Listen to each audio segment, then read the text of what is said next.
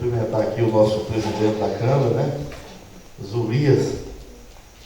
Eu vi esse nome assim, senador Zurias, e alguém ajudou a gente e nós conseguimos falar. Cumprimentar. Amuri, aí eu chamo Amuri, não sei o que lá. Ah, tem o Amuri também. Amuri. A nossa vereadora e os demais vereadores, né? Cumprimentar pela mesa aqui o nosso querido deputado estadual, deputado federal, que acompanha a gente e está também pleiteando, né, uma vaga, deputado Antônio Jorge, né? O nosso querido amigo e compadre, né? Vereador da capital aqui no Nordeste, a dona Virgínia, vice-presidente do PROS Metropolitano, o nosso querido Eri Borges, deputado estadual, que também são companheiros, né? O nosso professor Júnior Gel, da capital, que também é vereador, que nos acompanhou. Nós não estamos esquecendo de falar do vereador de Vila Betânia de Araguaína, que amanhã vai nos receber lá para inaugurar a primeira sede do PROS, e o vereador Fábio Alves de Porto Nacional. Então, o PROS tem, assim, as 5 principais cidades, vereadores, e a capital com 2 vereadores e 2 deputados. O nosso querido Zé Humberto, que é quem é o precursor, mas a nossa querida Nazaré.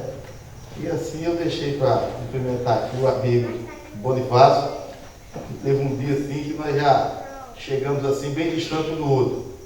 E quando a amizade tem de acontecer, eu acho que ela acontece naturalmente. E aí começaram uma crítica, falando dos buracos lá da época do Raul, e não era do IP. Né? A Master disse que ia ter a temporada do IP, rosa, o roxo, do Caju, mas de buraco não tinha não. Realmente não tem mais a temporada do buraco não, agora é o ano todo. Né? Lá em Palma está assim. E aí começaram a falar do deputado Zé Bonifácio. E eu mais ele, era assim, um batendo no outro todo dia, porque ele aceitava todo mundo criticar o governador Siqueira Campos. Quando eu falava, ele batia para cima. Eu não entendi aquilo, né?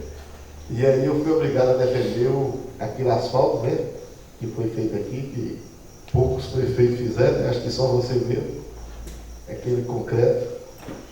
E eu fiz essa defesa porque eu tinha passado lá, me conheciam. E olha que a gente não estava bem. Pô, o cara que não está bem com o outro, faz uma defesa dessa do outro, aí a sogra olhou para mim assim, só, mas que lado você está mesmo? Eu falei, não. Aqui a gente está do lado da verdade, não tinha jeito de ser diferente. Portanto, meu amigo, eu estou na sua cidade. Agora é por sua conta aqui, depois de terminarmos aqui a reunião. E agradecer ao nosso prefeito Fabião, que foi um dos colegas parlamentares por um mandato. Ele ficou mais uma vez, eu fiquei suplente, depois ele deu para prefeito, eu voltei e agora estamos lá novamente. O nosso querido senador Ataídes, uma pessoa que jovem na política, né? E jovem em tudo, né? Então chegando também que... Mais novo que eu Siqueira. Mais novo que eu Siqueira. E tinha uma oportunidade maior. E essa oportunidade no partido foi boa, porque quando nós conversamos, eu no partido, que o Bonifácio via lá a minha dificuldade, né? Como é que era o dia a dia na Assembleia. Me deixaram 1 ano na Assembleia sem participar de nenhuma comissão. Pegaram um suplente de deputado, e aqui ninguém está falando de suplente, mas botaram titular da comissão e me colocaram como suplente. Não foi assim? Inverteu os papéis. Isso é algo que dói na gente. Então, o ano de 2012, o ano de 2013, eu não participei de nenhuma comissão na Assembleia Legislativa. Me tiraram de todos. Só não conseguiram tirar da Comissão de Segurança Pública, porque nós fomos eleitos, nós dois, presidente e vice. Então o mandato de presidente e vice não tinha como tirar. Mas as demais comissões que a gente fazia parte, fiquei isolado, que era justamente para ficar fora. Foi um dos motivos. E conversando com o senador, fiz uma pergunta para ele, né? E só, senador, nós estamos aí, mas a gente precisa saber do senhor. Como é que a gente faz aqui na campanha? O senhor tem uma candidatura? O senhor pretende? Ele sabe que não. Eu quero fazer a diferença no estado do Tocantins. Bom, se o senhor quer fazer a diferença, eu também quero. Isso já é importante. Pois bem, aqui nós estamos numa sede provisória do PROS, de Tocantinópolis, que ainda não tem presidente. Eu não vi, falei com a dona Virgínia, está colocado o presidente? Nós temos um encaminhamento, nós temos uma grande representante, a pedagoga Joana, que foi convidada. Pois é. E aí, eu estou chamando de sede provisória porque primeiro foi a visita institucional, né? Nas câmaras de vereadores, por onde a gente tem passado, aos prefeitos, e em seguida nas sedes provisórias do partido, para que caracterize justamente isto. É um convite individual a cada filiado e aqueles que queiram participar, que todos participam da vida política. Pois bem, o deputado Zé Bonifácio fez aqui uma prosa, né? Ele proseou muito bem, e nesse proseamento falou algo muito determinado. Eu quero fazer aqui o reconhecimento de público, como já tinha feito ao senador Ataídes de Oliveira, com a sua assinatura com relação à CPI do IGPREV. A CPI do IGPREV, ela tinha 14 assinaturas no dia da audiência, quando nós fizemos aquela audiência pública, quando o Ministério da Previdência, através do doutor Otônio, diretor daquele ministério, estava presente na audiência pública. Bom, naquele dia, 14 deputados assinaram. E aí nós tivemos um baque muito grande, quando alguém que apresentou a CPI da Saneatins, com 5 assinaturas, e foi aceita pela mesa diretora. Aqui para nós foi muito ruim, porque a casa só funciona 2 assinaturas. Tinha a CPI da telefonia e a CPI da Celtins. A Josi terminou a CPI da telefonia, que era a presidente, automaticamente entraria do IGPREV. E aí entrou a da Saneatins. Eu estou explicando tudo isso porque aqui tem muito servidor público estadual. E o dinheiro nosso da Previdência está lá. E nós temos que cuidar dele, como bem disse o deputado Zé Bonifácio. Pois bem, ali foi um momento muito duro para nós. Porque quando o deputado Zé Roberto, presidente da CPI da Celtins, devolveu, aí não tinha mais jeito, era do IGPREV. E cadê as assinaturas? O deputado Daniel Queiroz, como nós chamamos na nossa polícia militar, estava baixado. Ficou 2 meses com o pé furado, depois pegou mais 121 dias de atestado. Bom, como é que eu vou pegar uma assinatura de um parlamentar que está de licença médica e não está na Assembleia? Já ia ser questionado. A deputada Mayra, eu estou falando a verdade, a deputada Mayra, na semana, não compareceu na Assembleia Legislativa. A deputada Solange pediu para retirar a assinatura. A deputada Luana Ribeiro pediu também para retirar a assinatura. E o deputado Stanley Bucato também pediu para retirar a assinatura. Caiu para 7. E aí, na terça-feira à noite, e a imprensa cobrando a gente, e aí, deputado, vai instalar a CPI do IGPREV ou não? O senhor está dizendo que tem 3 assinaturas, como é que eu ia dizer que não tinha? Eu disse, eu estou reconferindo as assinaturas, porque tem alguém que vai retirar e tal, mas é porque não tinha mesmo. Esse deputado Zé Bonifácio, o senhor não gosta do IGPREV. Fiz assim um voto também pesado. E ele disse, por que não gosta? Porque a CPI do IGPREV está aqui, o senhor não assina, ele não, está aqui para assinar. Ele assinou. E ficou para eu apresentar na quarta, só que eu não podia divulgar na terça, não foi isso? Só poderia divulgar na quarta-feira. E quando apresentei, foi uma surpresa para o presidente da Assembleia, porque ninguém apostava, o governo não apostava nisso, que a gente conseguiria as 8 assinaturas. Porque estava tudo arrumadinho.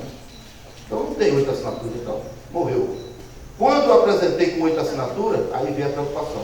Mas o presidente, a gente tem que reconhecer que de imediato mandou instalar a CPI. E cada bloco indicasse seus membros. Pois bem, a partir dali se suspendeu a sessão e reunião imediatamente.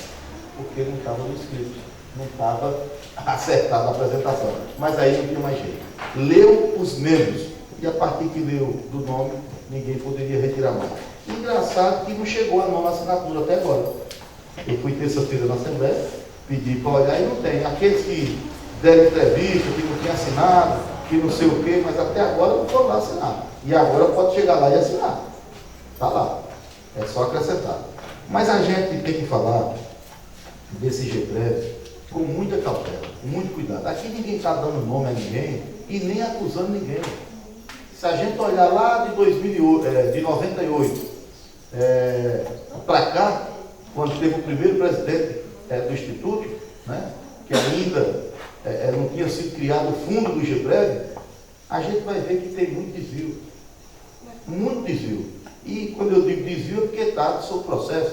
Nós temos o Procurador-Geral de Contas do Tribunal de Contas, o senhor Osiel Pereira, que é um dos que corre no segredo de justiça, um processo com o Supremo Tribunal Federal de um saque de 8 milhões de reais. Esse foi o primeiro. Aí depois veio a senhora Ângela Marques, juntamente com Joel Milhome e outros administradores do IGEPREV, que o finado Dorival, diga-se de passagem, não merecia isso, mas era o presidente do Conselho de Administração responsável pelaquela aplicação, que está até hoje a viúva e seus filhos com os bens bloqueados em torno de 18 milhões de reais. Então vem tomando posições. De 2011 para cá, aí abriu as porteiras. Aí abriu as porteiras. E por que abriu as porteiras? Porque trouxeram um tal de Edson Santana Matos, que hoje ele está com local, endereço, nome e CPF incerto e não sabido. Ninguém sabe quem é esse moço. Ele está com o endereço do Rio de Janeiro, mas ficou 2 anos no IGEPREV fazendo aplicações. E quem era o representante do Conselho de Administração naquela época? Ah, meu amigo, aí essa pessoa tem que ser responsável da mesma forma que o finado Dorival foi, quando nem lá estava. E a viúva e os filhos estão pagando preço, estão com os bens bloqueados. Ora, quem era o presidente do Conselho de Administração da época vai responder quem era? O secretário de Planejamento, que mudaram agora para secretário de Administração. Agora é o Lúcio, mas na época era o secretário de Planejamento, que é o príncipe, né? Bom, mas não vamos falar do príncipe agora. Mais na frente é que nós vamos falar dele. Aí vem, estou falando só a sequência de como foi aplicado o dinheiro nosso. Aplicado não, foi roubado.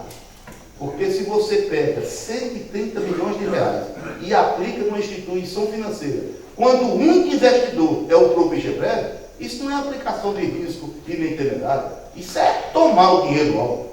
Como é que eu vou aplicar 130 milhões em uma empresa quando o único investidor sou eu? Que garantia que eu tenho? Isso é brincadeira. E nós somos sócios do Porcão, né? A churrascaria Porcão e eu não sabia. Eu já almocei lá. Pois é. Mas pelo IGEPREV não, né?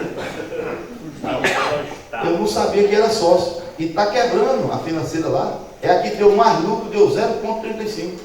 A que deu mais lucro dos investimentos. Bom, aí cai aquela operação Miqueias, que cai o doleiro Faed, que aparece o senhor Eduardo Gomes, que não é dos seus nomes, né? E vem com aquele lobby de fazer. Bom, ninguém está aqui acusando ninguém, mas o doleiro, nas suas empresas, instituições financeiras, tem 4 aplicações do IGEPREV, em 4 instituições do senhor Faed, aquele que foi preso pela Polícia Federal. 4. E valores absurdos. O Banco Central, no dia que liquidou, que fez a liquidação do BVA, naquele mesmo dia que houve a liquidação extrajudicial mesmo, foram aplicados pelo IGEPREV mais de 4 milhões. No dia que o Banco Central liquidou essa empresa, ainda conseguiram aplicar mais 4 milhões. Rapaz, ninguém faz isso por acaso, gente. Parece que é combinado, é acertado. E aí vai. O Banco Central já deu como perda aqueles 153 milhões, né? O Ministério da Previdência já passa de 360 milhões.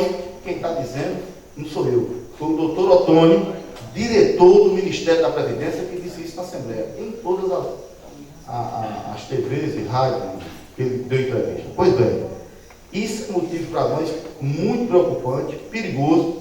O cálculo atuarial feito pelo Ministério da Previdência em 2010, já encerra o IGEPREV, deu que até 2084 o IGEPREV estava com seu dinheiro seguro, pronto para pagar. Em 2012, o próprio Ministério da Fazenda fez o mesmo cálculo atuarial, caiu para 2019.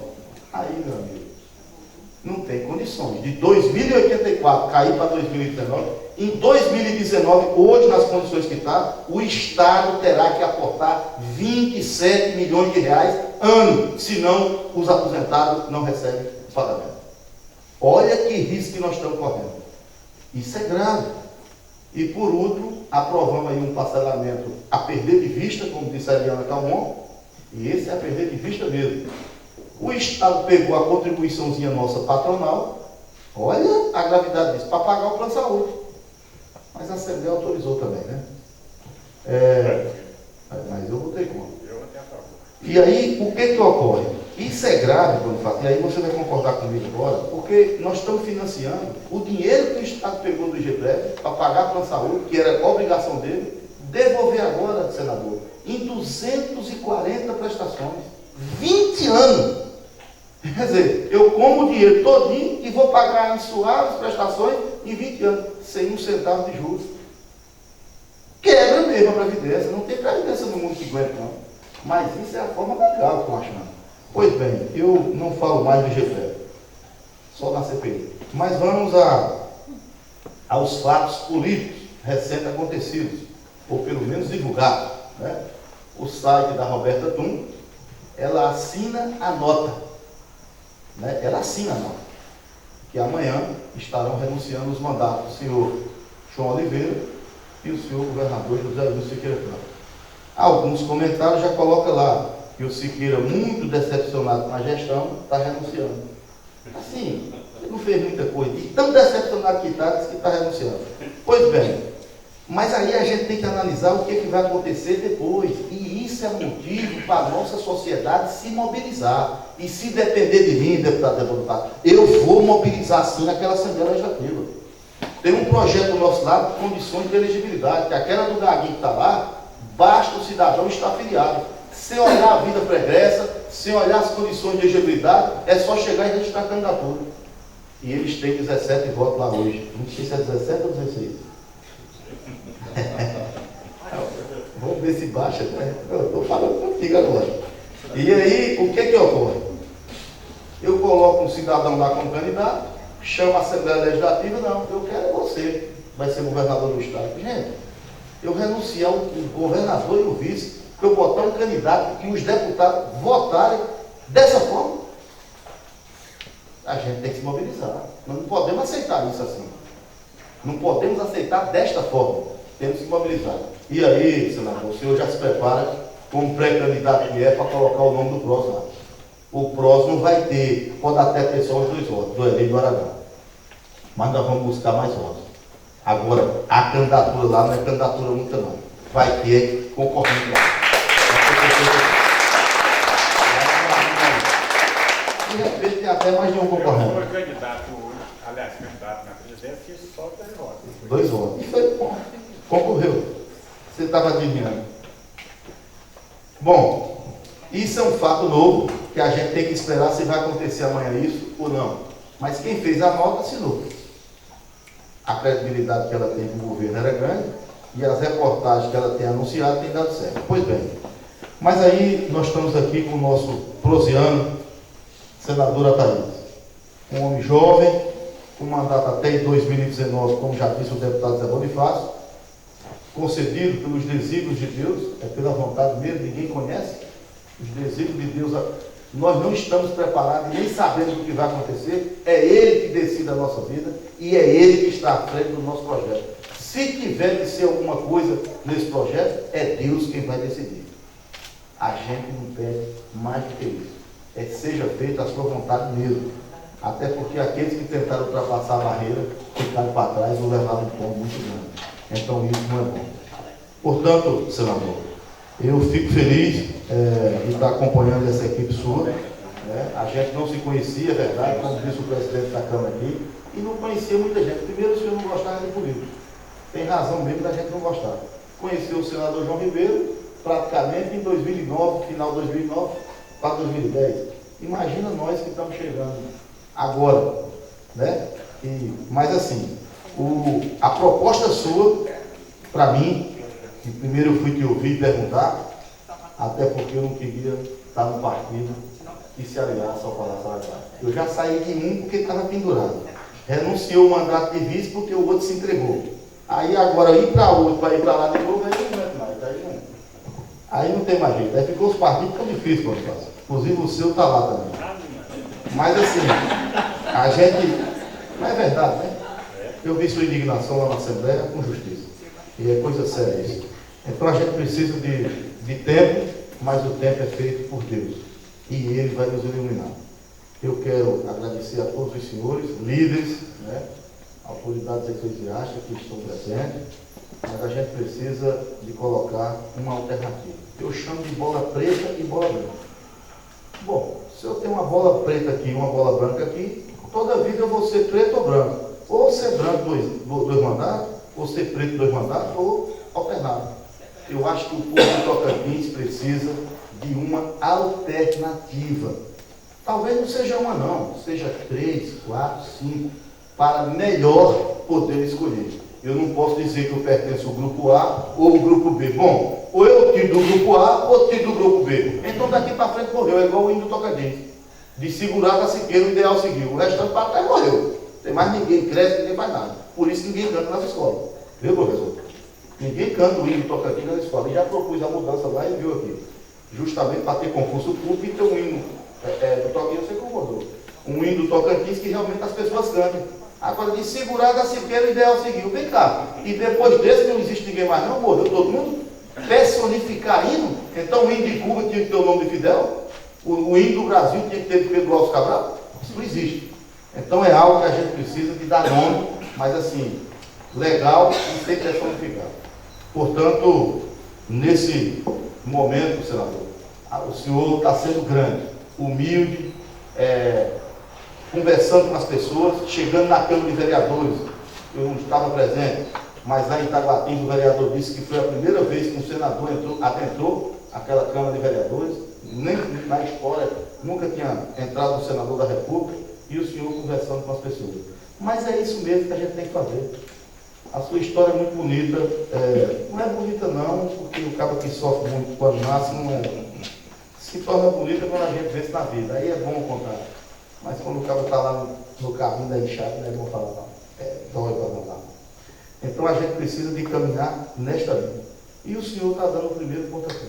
Aqui tem líderes, vereadores, pessoas da comunidade, professores, educadores, empresários e políticos que estão aqui. E agora é a hora da gente poder falar e do senhor contar um pouquinho da sua história. Eu estava até achando que não devia contar, mas eu acho que tem que contar mesmo. Até porque a missão nossa é essa, até Araguaína não é. Então é a hora de contar mesmo para as pessoas escutarem. E quando a gente fala com a alma, com o coração e falando a verdade, as pessoas acreditam. Até porque se for atrás, a gente olha, é a história do povo fugido.